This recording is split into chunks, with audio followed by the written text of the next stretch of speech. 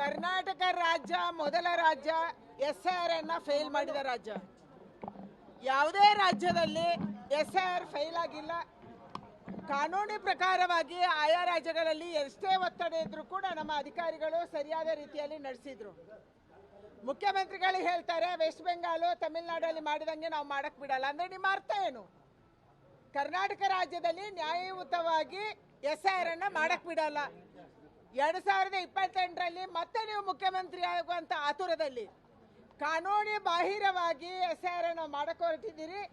ಯಾರು ಬಾಂಗ್ಲಾದೇಶದಿಂದ ಬಂದಿದ್ದಾರೆ, ಯಾರು ನಮ್ಮ ಮತದಾರ ಪಟ್ಟಿಯಲ್ಲಿ ಇಲ್ಲ, ಅವರನ್ನೇ ಇನ್ಕ್ಲೂಡ್ ಮಾಡಕ್ಕೆ ಹೊರಟಿದ್ದಾರೆ. ಇಲ್ಲಿಯ ಅಧಿಕಾರಿಗಳು ಫಾರ್ಮ್ ನಂಬರ್ 6 ಮತ್ತು ಫಾರ್ಮ್ ನಂಬರ್ 8 ಅನ್ನು ಕೊಡ್ತಾ ಇಲ್ಲ. ಅಂದ್ರೆ ನಿಮ್ಮ ಉದ್ದೇಶ ಏನು? ನಿಮ್ಮ ಉದ್ದೇಶ ಇರುವಂತದ್ದು ಕರ್ನಾಟಕ ರಾಜ್ಯದಲ್ಲಿ ನ್ಯಾಯಯುತವಾದಂತ ಮತದಾರ ಪಟ್ಟಿ ಆಗಬಾರದು, ಇದು ನಿಮ್ಮ ಉದ್ದೇಶ ಇದೆ. ಅದಕ್ಕಾಗಿ ಇಲ್ಲಿಯ ಅಧಿಕಾರಿಗಳನ್ನು ನೀವು ಬಲಿ ಕೊಡ್ತಾ ಇದ್ದೀರಿ.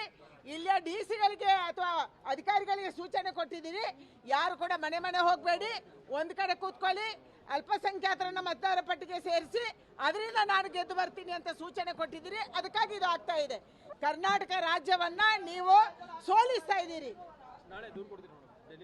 ನಾವು ಇವತ್ತು ಅಮ್ಮಕುಮಾರ್ ಅವರಿಗೆ ಕೊಟ್ಟಿದ್ದೀವಿ, ಕರ್ನಾಟಕದ CO ಕೊಟ್ಟಿದ್ದೀವಿ.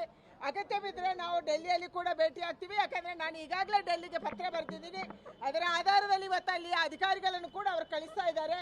ಒಂದ್ಸರಿ ಮೀಟಿಂಗ್ ಆಗಲಿ. ಇದು ನಡೆಯದೇ ಹೋದ್ರೆ ನಾವು ಖಂಡಿತವಾಗಿ ಡೆಲ್ಲಿಯಲ್ಲಿ ಕೂಡ ಚೀಫ್ ಎಲೆಕ್ಷನ್ ಕಮಿಷನರ್ಗೆ ಭೇಟಿ ಆಗ್ತೀವಿ.